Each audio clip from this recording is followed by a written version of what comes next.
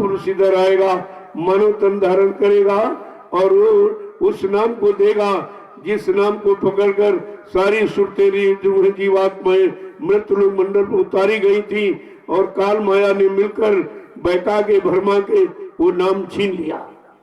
जब आधार छीन गया तो जीवात्मा बेचारी निहत्थे हो गई। यही उसके पास औजार था, यही उसके पास उसका सब कुछ था।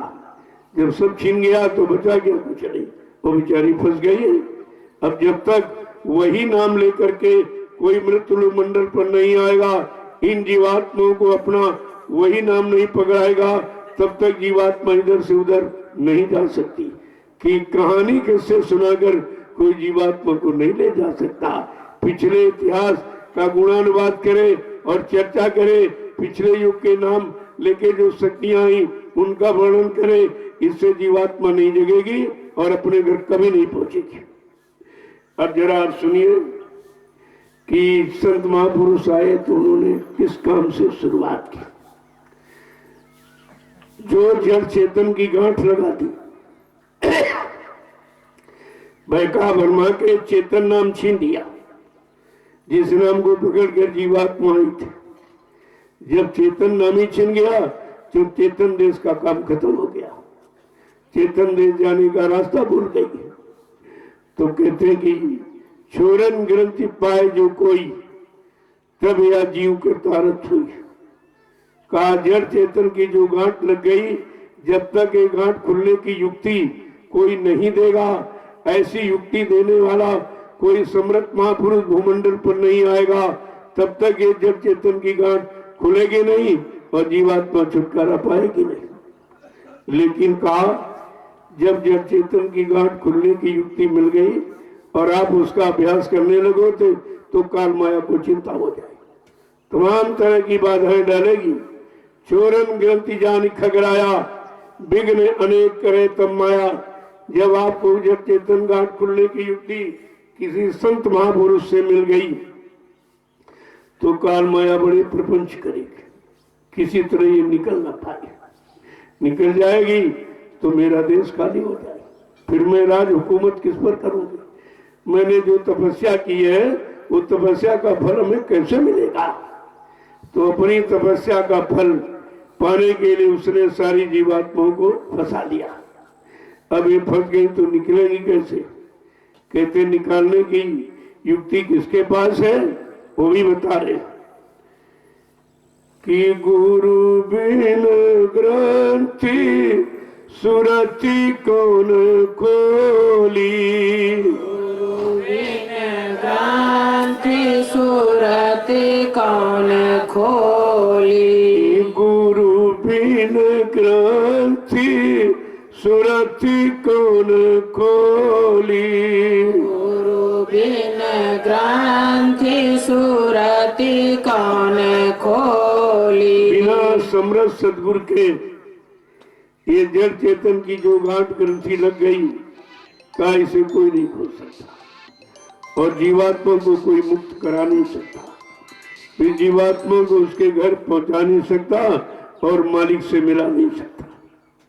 आगे समझा के क्या कह रहे कि युगन युगन से भटक रही है, युगन युगन से भटक रही है, युगन युगन से भटक रही है, युगन युगन से भटक रही है। कोई न शब्द संग जोरी, कोई ना शब्द संग जोरी, कोई न शब्द संग जोरी, कोई ना शब्द संग जोरी, गुर बिन ग्रंथि सुरति कौन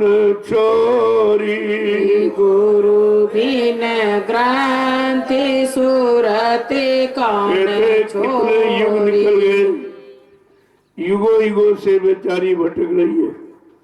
कोई ऐसा नहीं आया कोई ऐसा नहीं मिला, किसी ने ऐसी दया की नहीं कि उसको शब्द से जोड़ देते। शब्द आधार है जीवात्मा का, आधार को पकड़ा देता तो जीवात्मा पकड़ कर अपने घर चली जाती। का ऐसा कोई नहीं मिला। आगे क्या कह रहे हैं, कितना समझा बुझा कर, कितनी हमदर्दी है जो ये राज खोल दिया। नहीं, इस राज को भी किसी ने खोला नहीं था, किसी ने बताया नहीं, क्योंकि जितने बताने सुनाने वाले आए वो सब काल के अधीन थे। कोई दयाल देश से आया नहीं और ऐसी दया कृपा किसी ने की नहीं। आगे क्या कह रहे हैं कि 84 में बहु दिन भटकी, 84 में बहु दिन भटकी, 84 में बहु दिन भटकी, 84 में बहु दिन भटकी, भटकी के आई यही ओरी, भटकी के आई यही ओरी, भटकी के आई यही ओरी, भटकी के आई यही ओरी, गुरु बिन ग्रंथि सुरति कौन चोरी, गुरु बिन ग्रंथि सुरति कौन छोरी। चलो, बहुत दिन हो गए भटकते भटकते। इस 4 खान 84 में मन कर्मों के अनुसार जन्म पाता रहा। पशुओं वाले कर्म किए तो पशु योनि में, पक्षी वाले कर्म किए तो पक्षियों की योनि में, कीड़े मकोड़े वाले कर्म किए तो उस योनि में, जंगली जानवरों वाले कर्म किए तो उस योनि में। बहुत गंदे पाप कर्म किए तो नाली में बदबूदार कीड़ों में जीवात्मा को बच दिया गया। कि देख, एहसास कर कि बुरे पाप कर्मों का नतीजा क्या है, क्या फल मिलता है। कहते बहुत दिन से भटक भटक कर अब इस ओर आई है जिधर से उसका काम होना है।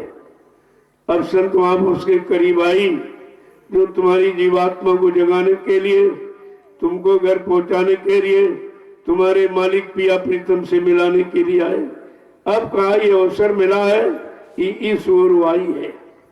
आगे क्या कह रहे हैं कि अब की नरतन मिला भाग से, अब की नर्तन मिला भाग से, अब की नरतन मिला भाग से, अब की नर्तन मिला भाग से, मिली नाम की डोरी, मिली नाम की डोरी, मिली नाम की डोरी, मिली नाम की डोरी, गुरु बिन सुग्रंथि सुरति कौन छोरी, गुरु बिन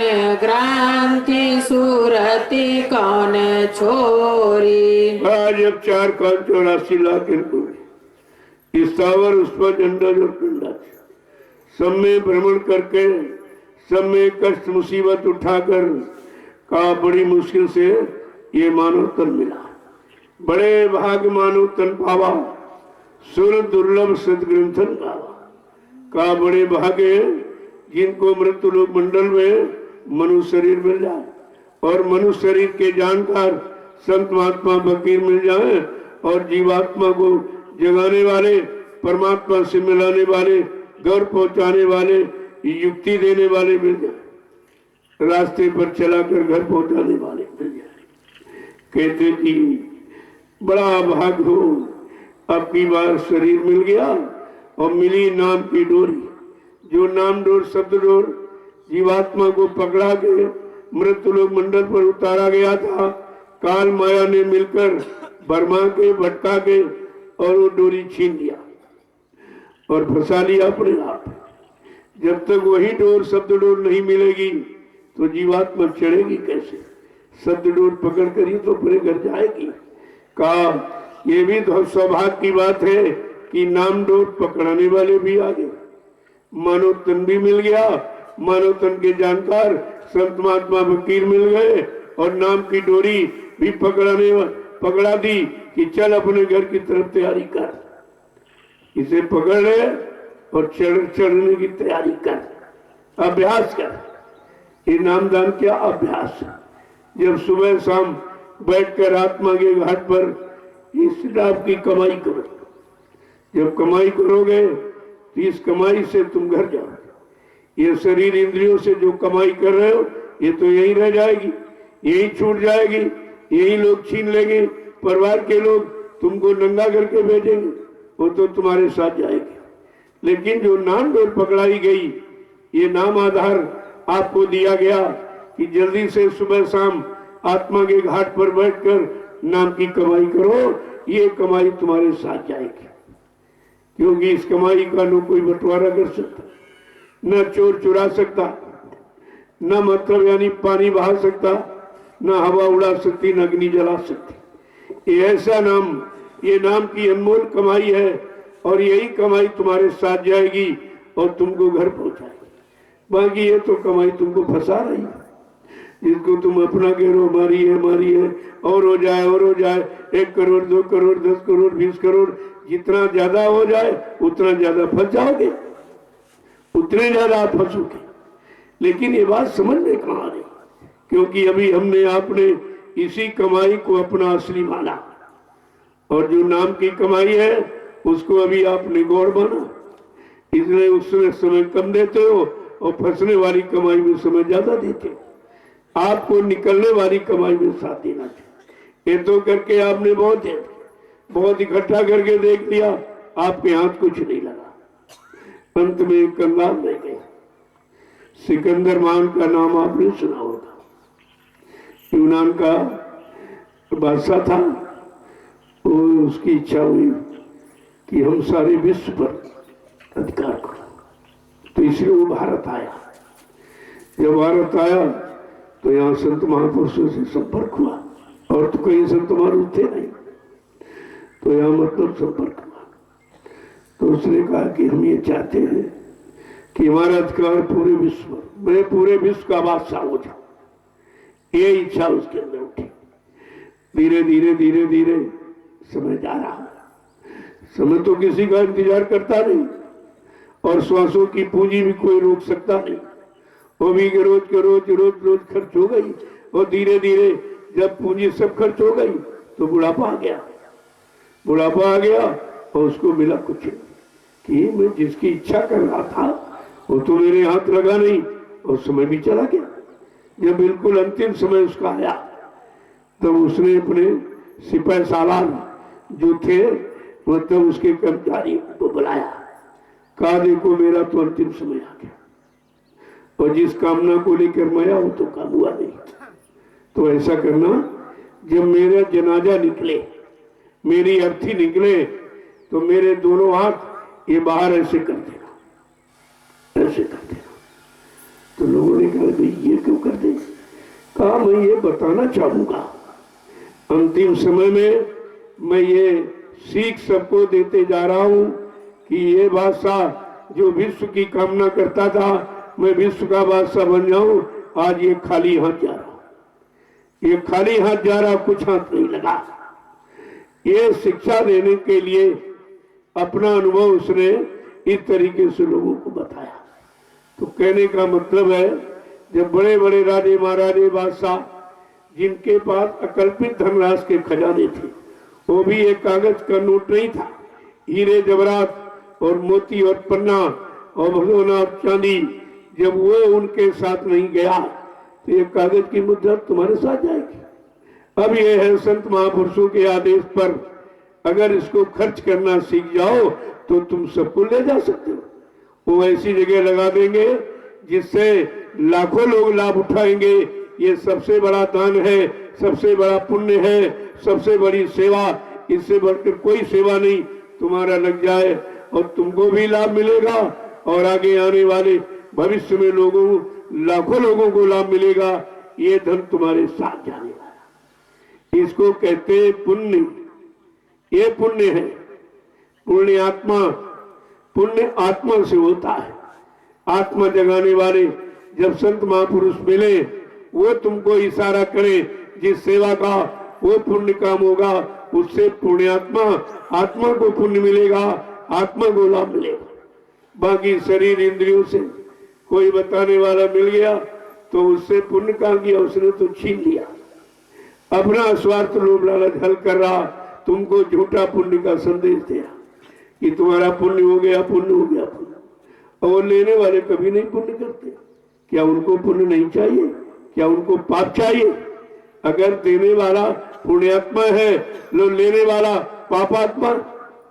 देने वाला अगर पुण्य है तो लेने वाला पाप है, तो ये सब पापी तो कर रहे जो ले रहे, क्योंकि ये अपने निजी स्वार्थ, अपनी भोग वासना की तृप्ति के लिए तुम्हारी कमाई को खर्च कर रहे हैं। लिया जाओ, उससे तुम्हारा परमार्थ का कोई काम नहीं होगा। ये तो लगाने वाला चाहिए।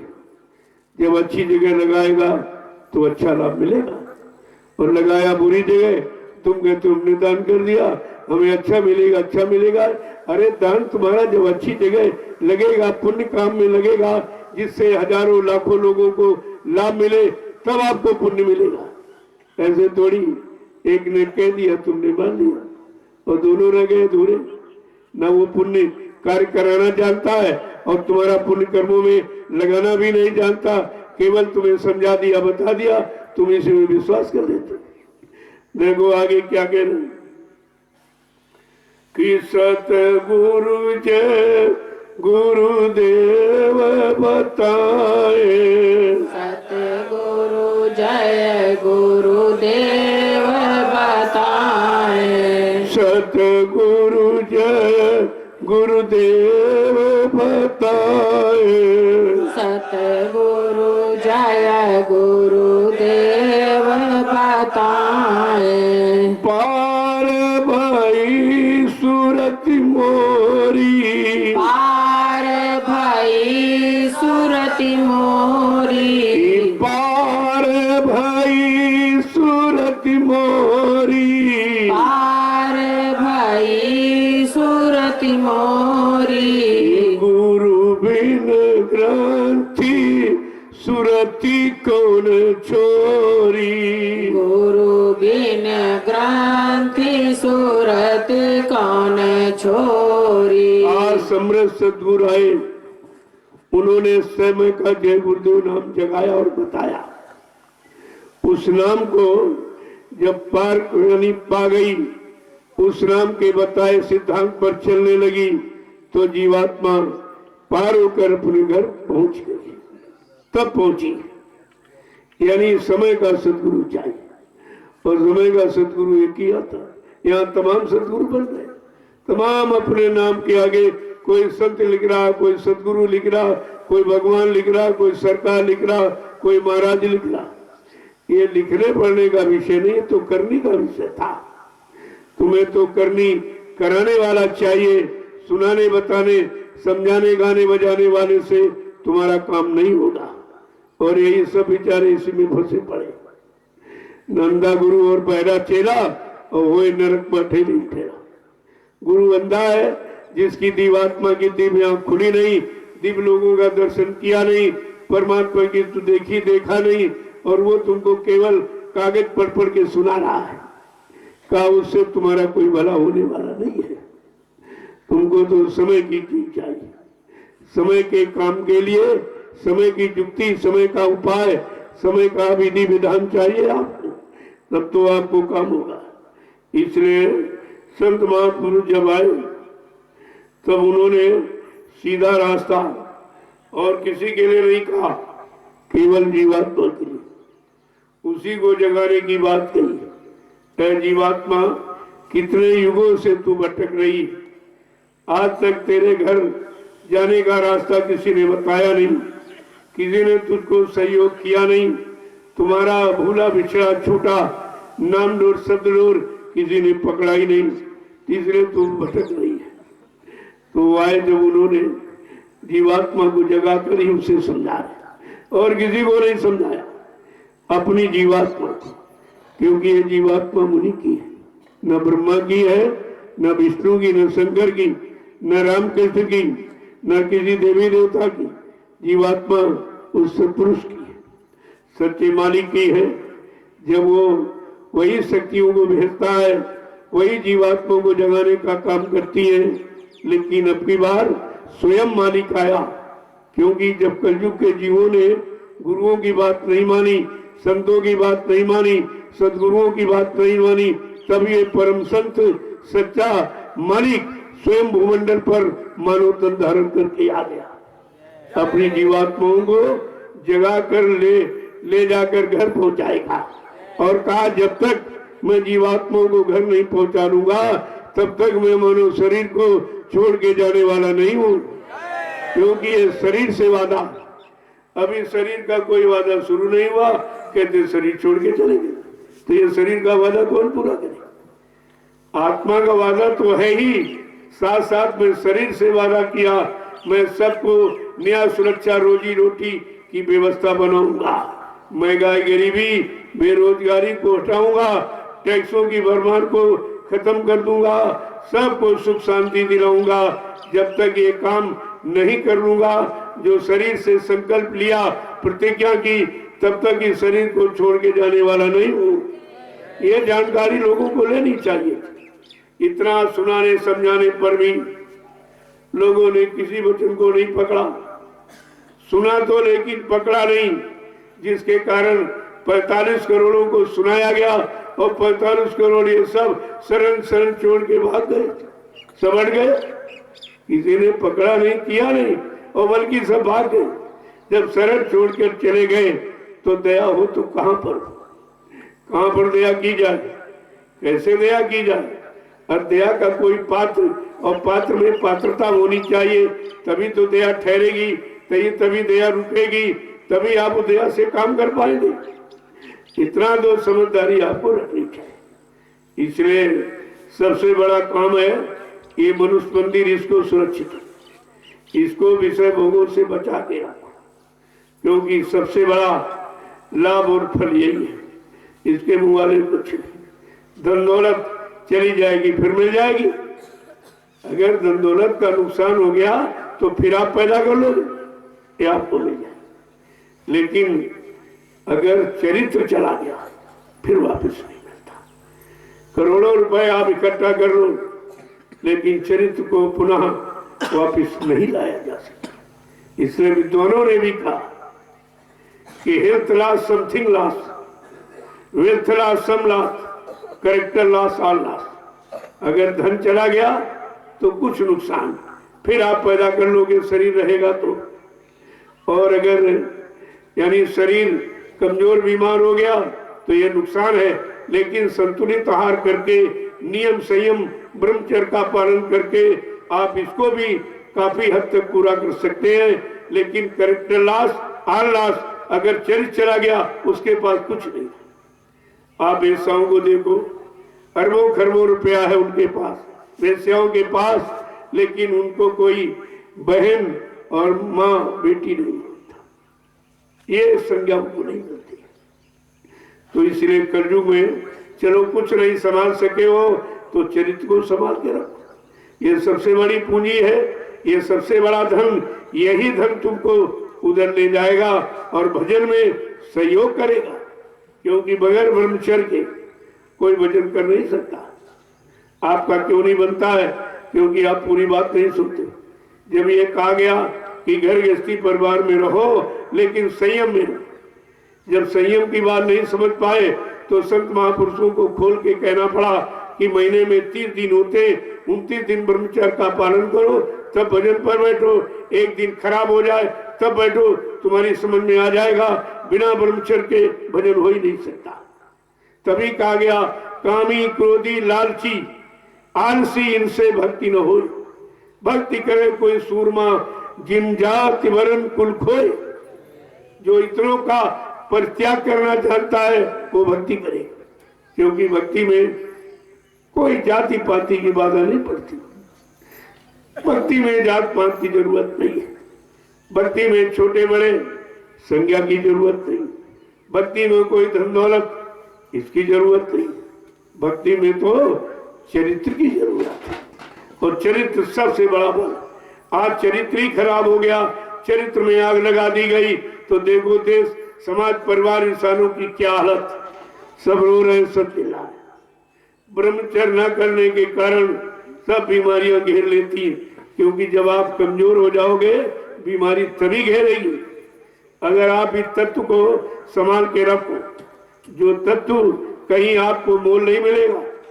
करोड़ों रुपए किसी को दो, कह दो ये तत्व दीजिए, तो ये तत्व कौन दे सकता। और कोई ऐसी विज्ञान ने मशीन आज तक नहीं तैयार कर पाई जिसमें सब्जी रोटी दाल ये सब डाल दो तो ब्लड बना दे, खून बना दे। ऐसी कोई मशीन है। ये परमात्मा की बनाई मनुष्य मशीन है। इसमें रात में आप सब कुछ भर देते हो, तुम तो सो जाते हो, तुम तो कुछ करते नहीं हो। और देखो किस तरीके से वो रात भर अपना काम किया करती, सब चीज अलग करती, मलमूत्र अलग करती है, गंदगी सब छांट देती है, और ब्लड अलग बनता है। और जब 40 दिन आप संतुलित आहार करोगे तो 1 किलो ब्लड खून बनता है, और 1 किलो खून जब रिफाइन किया जाता तो 1.5 तोला वीर्य और रज का निर्माण होता, जो स्त्री और पुरुष के पास है। ये अमोलक धन सबके पास है। इसी तत्व की संभाल करो। अरे भाई चलो जरूरत हुई, आपने एक बच्चा पैदा किया, 2 की जरूरत दो, फिर अपनी प्रॉपर्टी देखो इन 2 की संभाल हो पाए कि नहीं पाएगी। और जब नहीं कुछ लेना है, फसल नहीं लेना है, तो बीज कोई नहीं बोता। चतुर काश्तकार को देखिए, जब फसल लेना होता तभी बीज बोता, जब फसल की आवश्यकता नहीं कोई बीज नहीं बोता। अरे सूखे में बीज थोड़ी फेंकेगा कोई। और हम आप इतना भी नहीं समझ पाए कि हमें जब कोई औलाद नहीं चाहिए, कोई इच्छा नहीं हमें, तो फिर इस तत्व को संभाल के रखें। ये व्यर्थ में नाली में पानी की तरह क्यों बहा रहे हो। यही तत्व की कमी के कारण अब आप कहते हो कि भजन में मन नहीं लगता, सुमरन में मन नहीं लगता, ध्यान में मन नहीं लगता, सत्संग वचनों को नहीं सुनता, यानी मतलब यानी सब तरह से ये कमी केवल एक तत्व के कारण, वो है वीर्य और रज। और दोनों के अंदर मनुष्य के पास वही ताकत। देखो जब इस तत्व की रक्षा जब विद्यार्थी संभाल के रखता ब्रह्मचर्य का पालन, तो फर्स्ट क्लास पास होता, अच्छे डिवीजन से। इसको अगर पहलवान इस तत्व को संभाल रखता विश्व विजयी होता। अगर साधक इस तत्व को संभाल के रखे तो परमात्मा की प्राप्ति कर लेता। ये तीनों के लिए लाभकारी। लेकिन ये बात न कोई समझाता है, न कोई करता हो तो समझाए, वो खुद ही भोगों में लिपायमान है। और आपसे पैसा और दान दक्षिणा तरह तरह के करा के और भोगों में और फंस रहे। अरे भोगी कभी योगी नहीं बना सकता, भोगी कभी योग की परिभाषा नहीं बता सकता। ये तो जानकारी आपको रखनी चाहिए। इसलिए संत महापुरुष आए, इसी वीर्य और रज के बल पर उन्होंने जीवात्मा को संभालने का वादा किया। अगर तुम ये तत्व संभाल के रखो तो मैं तुम्हारी जीवात्मा को संभाल कर, क्यों जितने दिन शरीर ज्यादा रहेगा, निरोग रहेगा, उतना ज्यादा आप भजन कर लो। रोगी शरीर से भजन नहीं होता। रोगी और भोगी ये सब भजन नहीं कर सकते। तो सब कुछ आपको सुनाया समझाया गया, लेकिन आपने ध्यान नहीं दिया। अब जब संत महापुरुष आए तो उन्होंने किसी को नहीं जगाया, अपनी चेतन जीवात्मा को जगाने दिया। उपदेश करते हैं, संदेश देते हैं, निर्देश देते हैं, सत्य देश पहुंचाने के लिए। जरा सुन लीजिए कि जीवात्मा को हमदर्दी किसको, क्योंकि जिनकी है उनको, पड़ोसी पड़ोसियों को नहीं हमदर्दी। पड़ोसी पड़ोसी का मतलब ये जितने के जितने लोग हैं, ब्रह्मा के ब्रह्मलोक, विष्णु का विष्णुलोक, शिव का शिवलोक, राम का साकेत लोक, कृष्ण का गोलोक, देवी देव का देवलोक, ये तुम्हारी कोई मदद नहीं करेगी, क्योंकि ये सब उसी में फंसे। तो इसलिए महापुरुष आए तो उन्होंने अपनी जीवात्मा को जगाने का क्या उपदेश किया, जरा सुन लीजिए। 2 वचन क्या कह रहे हैं। खोजरी पिया को निज घट में, खोजरी पिया को निज घट में, खोजरी पिया को निज घट में, खोजरी पिया को निज घट में। ऐ सुरत जीवात्मा रूह, अगर तू अपने सच्चे पिया प्रीतम से मिलना चाहती तो अंदर में, बाहर में कोई रास्ता नहीं, कोई कागज पत्थर पानी ये आधार नहीं जाने का, वो अंदर से रास्ता जाता है। का उस रास्ते को बताने वाले, रास्ते को दिखाने वाले, तय कराने वाले, रास्ते पर चलाकर घर पहुंचाने वाले जब समय के संत सदगुरु आएंगे वो आपको रास्ता देगा। आगे क्या कह रहे हैं? जो तुम प्यास मिलना चाहो, जो तुम प्यास मिलना चाहो, जो तुम प्यास मिलना चाहो, जो तुम प्यास मिलना चाहो,